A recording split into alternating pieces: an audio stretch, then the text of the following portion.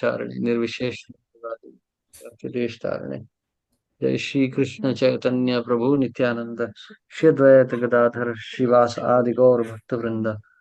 Hare Krishna Krishna Krishna Hare Krishna, Hare, Hare Hare, Hare Hare Ram Ram Ram, Ram Ram Hare Ram, Hare. Hare Hare. Srila yes, Prabhupada. Shall I read Prabhu? हाँ, okay, so we were doing We have to do this third paragraph. We have to third stop. Paragraph Yes, in the Vedas.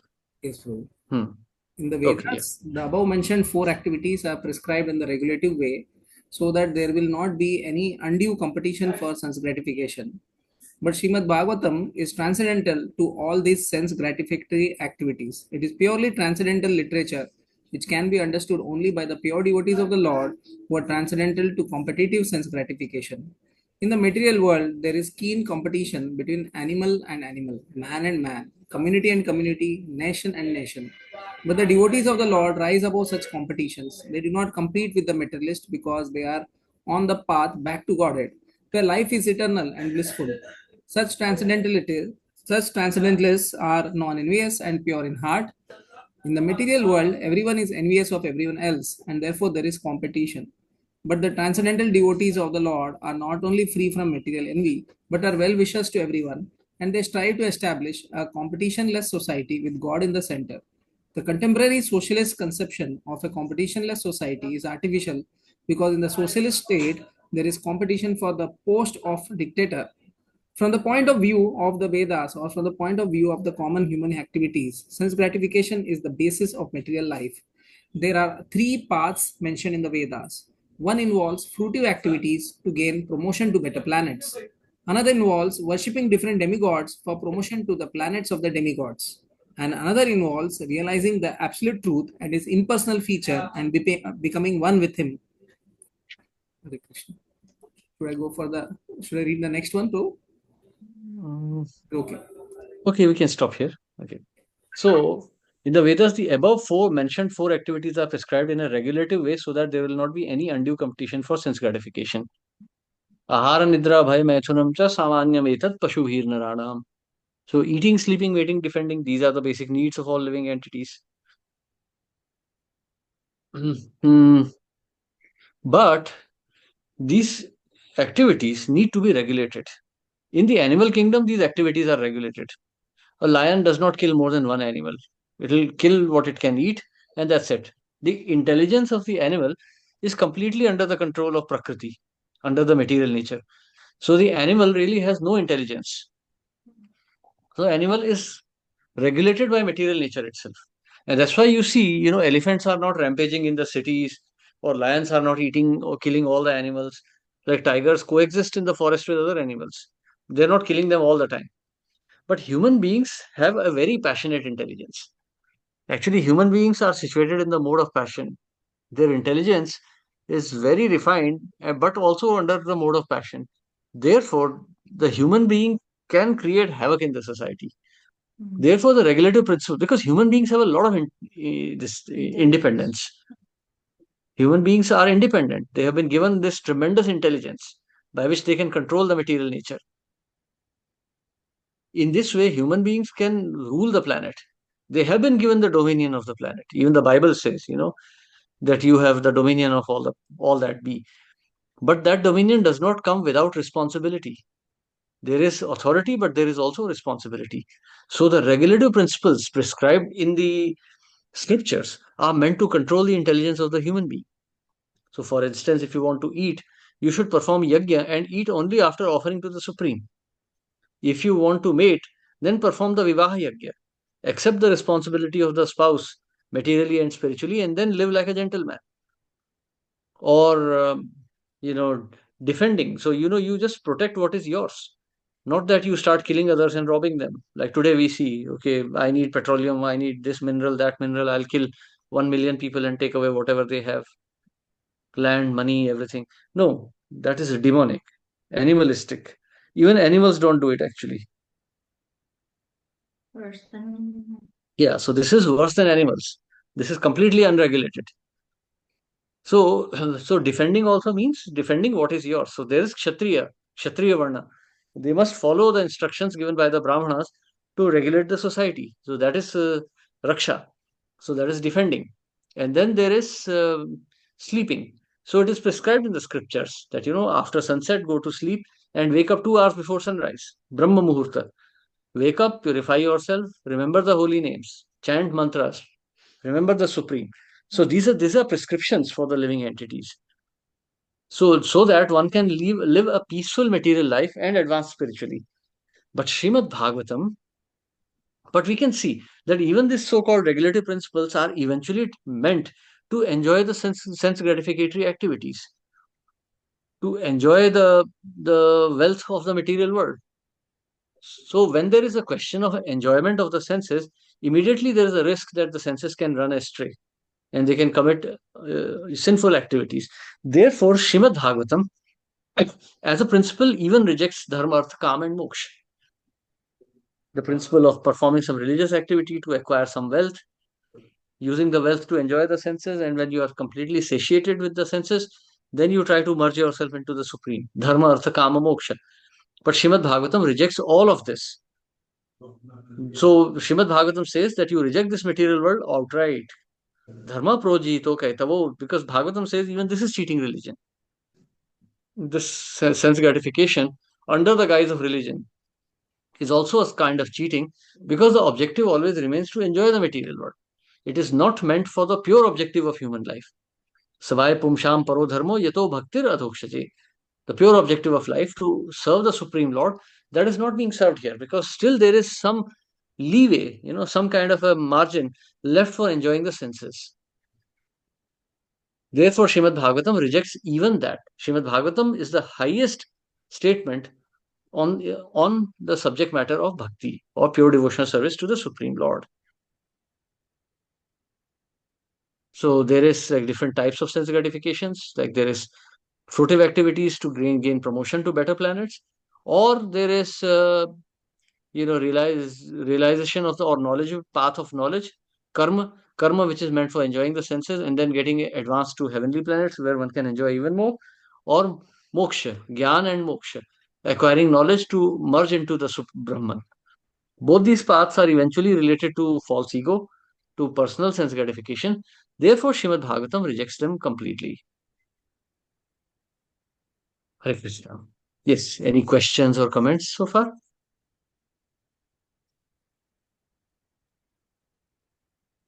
We can continue. Next paragraph. Would someone like to read?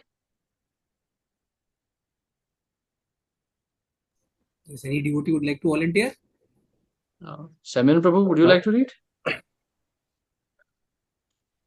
I will read, Prabhuji. Yeah, Samuel Prabhu can read. Yeah.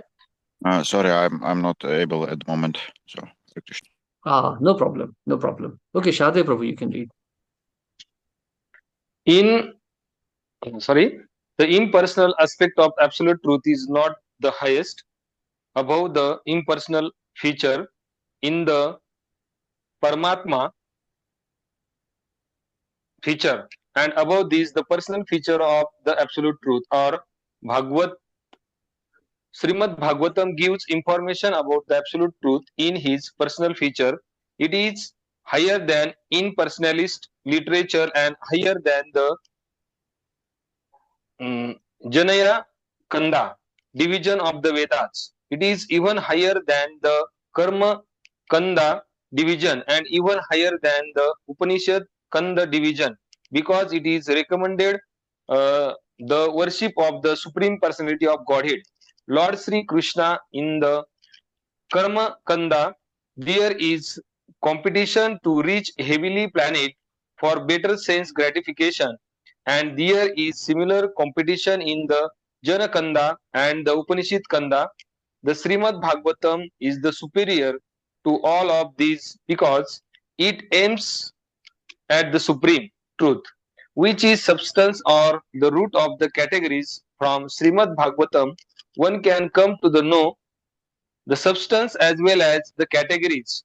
The substance is the absolute truth, the supreme Lord, and the animation are relieved from the energy. Nothing is apart from the substance, but at the same time, the energies are different from the substance. This competition is not contradictory. Srimad Bhagavatam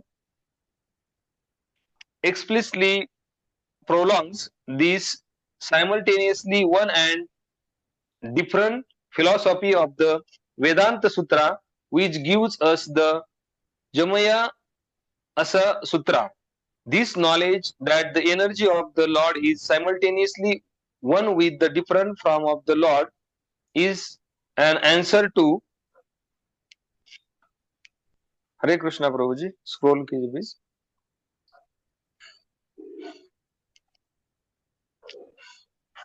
Answer to the mental speculator attempt to establish the energy as the absolute. When this knowledge is faculty understood, one sees the uh, conception of monism and dualism to be imperfect. Development of this transcendental consequence grounded in the conception of simultaneously one and different leads one immediately to the stage of the freedom from the threefold miseries. The threefold miseries are: one, those miseries which arise from the mind and body; second, those miseries infected by other living beings; and third, those miseries arising from the natural catastrophes over which one has to no control. Srimad Bhagavatam begins with the surrender of the devotee unto the absolute person. The devotee is fully aware that he is one with the absolute and the same time in the external position of servant of the absolute. In the material conception, one falsely think himself the lord of all the service, and therefore he is always troubled by the threefold miseries of life. But as soon as one come to know his real position as transcendental servant, he at once become free from all miseries. As long as the living entities is trying to master material nature, there is no possibility of his becoming servant of the Supreme. Service to the Lord is redone in pure consequence of one's spiritual identity. By service, one is immediately freed from material encumbrance. Hare Krishna, Prabhuji. Hare Krishna. Thank you very much, Prabhu. So now we have been talking about sense gratification, regulative principles for sense gratification, and eventually promotion to heavenly planets. Dharma, artha, kama, moksha. You live by dharma, eating, mating, sleeping, defending are regulated. Then you perform yajna, tapasya. So in this way, you regulate all your senses, and eventually, upon leaving this body, you take a heavenly body. But Srimad Bhagavatam says that this is not the solution. Shine punya martya lokam vishanti. You may go to heavenly planets. You may even go up to the planet of Brahma. You may become Brahma. But what is the use? If the desire is to enjoy these senses all the time, one will again have to take repeated births. There is no permanent position. Even Lord Brahma is not permanent. Kshine punya martya lokam vishanti. As soon as one's pious deeds are finished, one has to take a lower birth again. One has to fall down into this middle planetary system. One has to again suffer birth and death. So that is not a permanent solution. On the other hand, there is jnana, understanding the impersonal feature of the Lord, Brahma Satya Jagan Mithya. But this also is rejected because impersonal aspect of the absolute truth is not permanent. Is not permanent in the sense that one cannot have any relation with the Supreme. So, so one may elevate oneself to heavenly planets. One may even merge into the Brahman, following the path of Gyan, but one cannot stay there because that's not the constitutional position of the living entity. As soon as one goes to that level, one will be again agitated at some point and again will have to fall down. So it is important to understand What is the substance? What is the category? So Lord is the substance, everything else is category. So, and they are different from each other. So there may be immense enjoyment in the planet of Brahma or all the heavenly planets, but all that is at the level of category, and it all will be it's all temporary. It may seem like a very long time, but it will also, in due course of time, be finished, and the living entity will again have to fall down. So when one develops the consciousness further and further,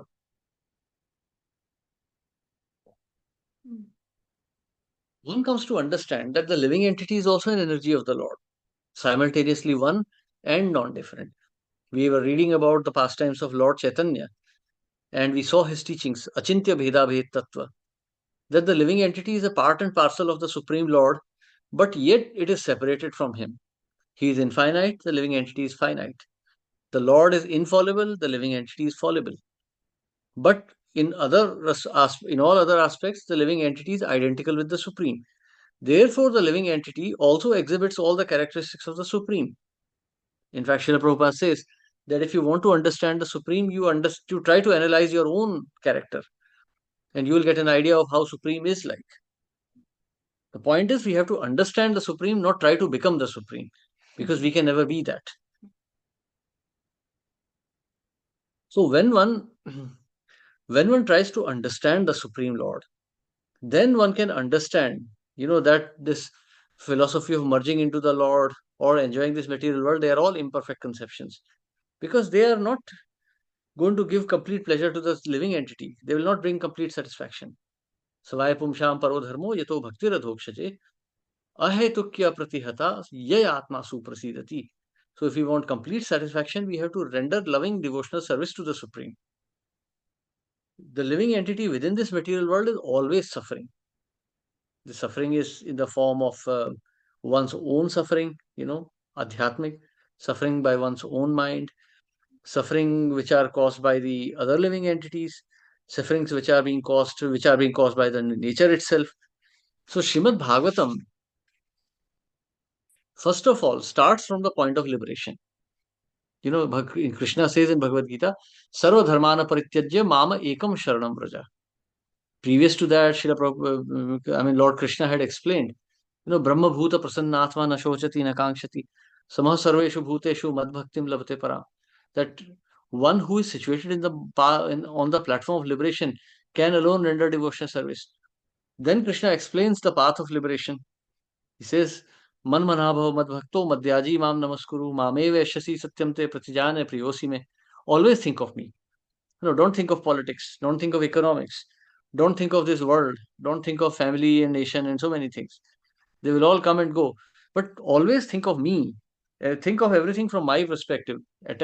Think of only me, because you are my part and parcel. Mamaiva anshajiva loke. You are my part and parcel. So don't meditate on the material world. You meditate on me. This is what Krishna is explaining. So think of me. Become my devotee. Worship me and offer your obeisances unto me. In this way, you will come to me because you are very dear to me.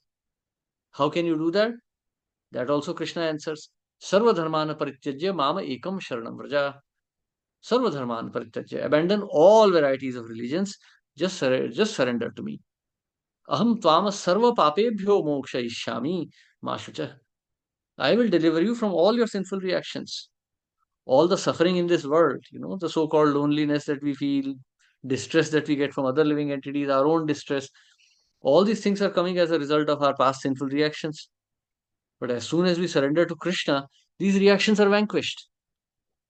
And when they are vanquished, immediately we are freed. We are on the path. We are situated immediately on the path of on the platform of liberation. And when we are situated on the platform of liberation, we can start what is our constitutional duty. Bhaktir adhokshaje, devotional service to the Lord. So that is the whole process of bhakti. Because as long as living entity tries to stay in this world, he tries to become the Lord of this world, he will be suffering. Because every living entity here wants to be the Lord. Sometimes you see you have a problem with some cockroach in your house, or sometimes there are mosquitoes in the house, or sometimes a rat gets inside. Why is all of that? Because those living entities also want to be the master of that area. But you are also thinking, no, this is my house. The mosquito doesn't understand why this creature wants to kill me. This is my area. I am here. So you see, in this way, in this material world, everyone is competing with everybody else to enjoy this material nature. But because no one can be the supreme, because there is only one supreme, therefore they are all competing with each other. Humans are fighting with each other. You have Russia, Ukraine, America, Venezuela, China, India, Pakistan, everyone fighting with each other. On earth, Indra is also fighting. The demons are fighting with Indra. They're trying to take away his kingdom all the time. Even the demons are not sparing even Lord Brahma himself, the creator of this universe. So you can see that this competition to lord it over exists right from the topmost planet down to the lowest. The only way to escape this cycle of misery and this cycle of competition is to surrender to the Supreme Lord completely. And that is the last word in Bhagavad Gita. And that's the beginning of Srimad Bhagavatam. Dharma por projito kaitavo. No sense gratification in the name of religion also.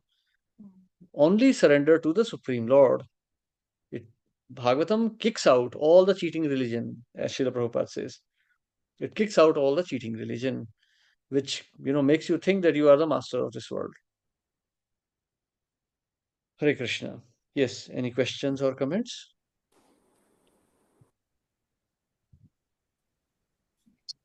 Hare Krishna, Prabhuji. Hare Krishna. Prabhuji, can you please elaborate again? You said impersonal truth is non-permanent, and then you said because we cannot make a relationship with impersonal Brahman. Can you please elaborate once again on this point, Prabhuji? Yeah. See, it's like this. Impersonal is just Prabha. Krishna says, Aham sarvasya prabhava mattah sarvam pravartate. Prabhava, everything is emanating from the Lord. This Brahman is an emanation from the Lord. So, when the living entity, so actually, why I mentioned this, that also say why Bhagavatam is also mentioning it, that will say, see, the living entity in this material world is suffering horribly.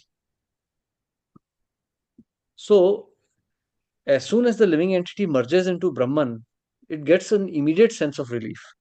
All illusions are dispelled. Immediately, the living entity is freed from material sufferings. It can at least see itself as the spirit soul. So it feels an immense sense of relief, and that's why Mayavadis, Jnanis, they work so hard to get into Brahman.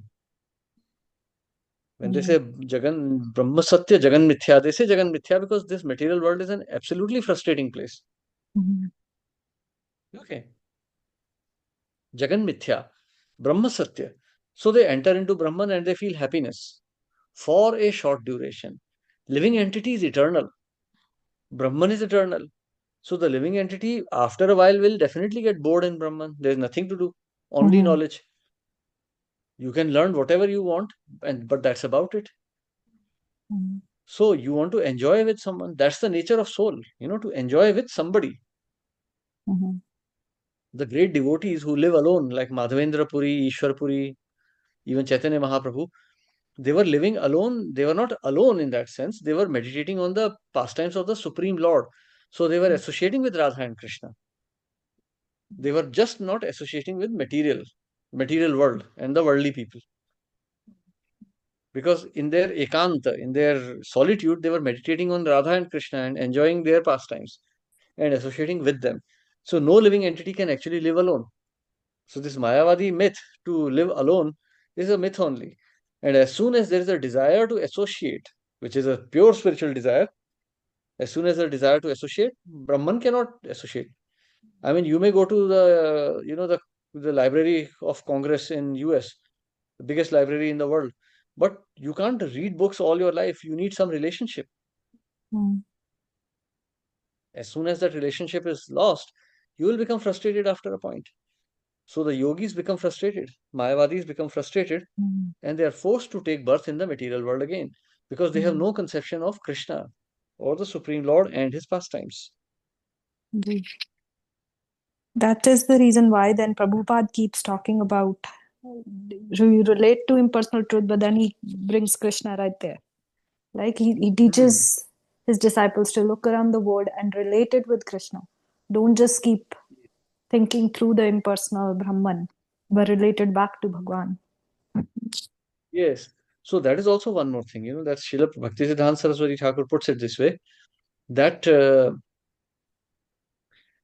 the beginning stages of devotion, Mhm. because we are so frustrated with the material life, there is immediate tendency to become an impersonalist. Yes. Think it over. Mm. Imagine in this world, who do you love? Your mother, Mm. your father, your husband, your child, Mhm. and now you're getting so much pain from them. Mhm. So immediately when I say liberation, the Mm. first thing that comes to your mind is that these relationships have brought me so much pain. Mhm. So True. it would be nice if I wouldn't have any relationship at all. So Mm. that is also a material conception, Yes, but that's the that is true. preliminary understanding of spiritual life. Mm. So even in bhakti, a little bit of impersonalism in the beginning is okay to detach you Mm. from this world, but later Mhm. on you must practice strict sadhana to attach with the Supreme Lord, Mm. Radha and Krishna. True. It's a very scary stage then, Prabhuji. Coming Yes. to, it's a very scary stage that when you realize that you are the soul, Hmm. would you be gone into that happiness so much that you will actually forget who is the real cause? Hmm. See, material world itself is such a scary place. We Mhm. love True. our relationships with so much heart and soul, and eventually they Mhm. break. Mhm. People die of heartbreaks. True. True. It's so dangerous because, and that is dangerous because because that's our nature. It's our nature to love. Mm. Prema pumartho mahan. Srimad Bhagavatam pramanamamalam prema pumartho mahan. This love or tendency to love is natural. It's not Mhm. artificial. Therefore, even for brahmacharis or sannyasis, we don't prescribe impersonalism. Impersonalism is impersonalism means that no relationship. That's it. Brahma Satya Jagan Mithya. This relationship is a mithya, it's an illusion. Mm. But that it is not an illusion. What we are experiencing is a reflection. Yes. That reflection has to be properly situated. Then Mm. we'll actually enjoy peace and happiness. Thank you, Prabhuji. And one other question. You said Hmm. we talked about substance and category are one and Hmm. different.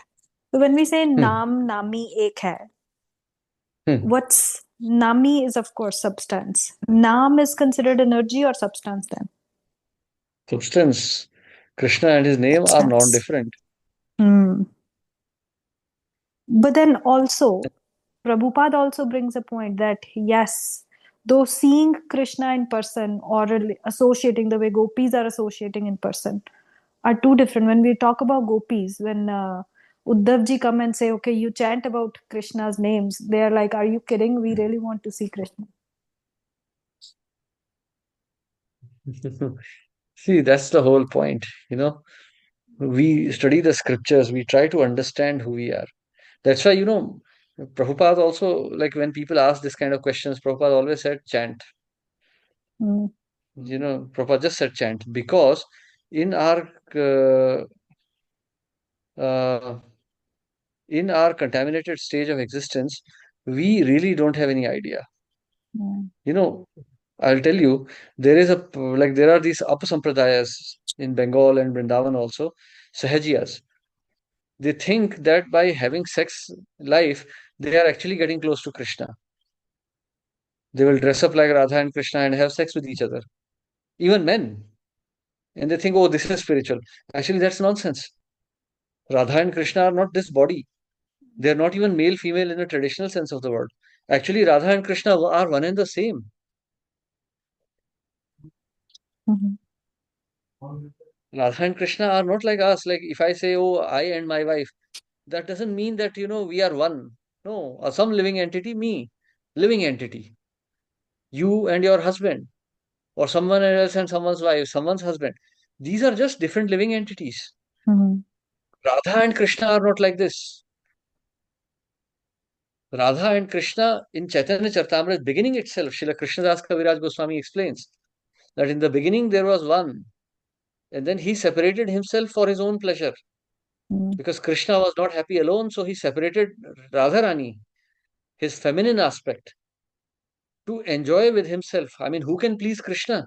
Krishna is perfect. So to please Krishna has to be somebody perfect. So it cannot be anything other than Krishna himself. So Srimati Radharani is internal potency of the Lord himself. She is not different from Krishna in that sense. But in this world, we try to imitate Krishna. So we establish these false sexual relationships. Oh, I am a female, I will have a husband. I am a male, I will have a wife. This is an illusion. That's why the process of sannyas is recommended to become completely free from this illusion. But since sannyas is not possible in this age, we must chant. Cheto darpana marjanam is a very heavy statement. Cheto darpana marjanam. And next part, bhava mahadavagni nirvapanam. In this material world, there is so much of distress. Fire is burning everywhere. So by chanting, it can be pacified. Right? Thank you so much, Prabhuji. Very nicely explained. Hare Krishna ji. Hare Krishna. So just chant. As we go on discussing further and further, it will become clearer and clearer. And we'll go slow in the first canto so that everybody understands. Please don't hesitate to ask any questions, whether you ask on the mic or you type out your questions, because this subject matter is going to be very deep. And you should not go ahead with any kind of misconceptions. Okay? Thank you very much, everyone. Hare Krishna, Srila Prabhupada ki jai. Hare Krishna, Prabhuji. Jai. Hare Krishna, Srila Hare Prabhupada. Krishna. Thank you already. Jai. Hare Krishna ji. Dandavat pranam. Pranam, Hare Krishna, Prabhuji.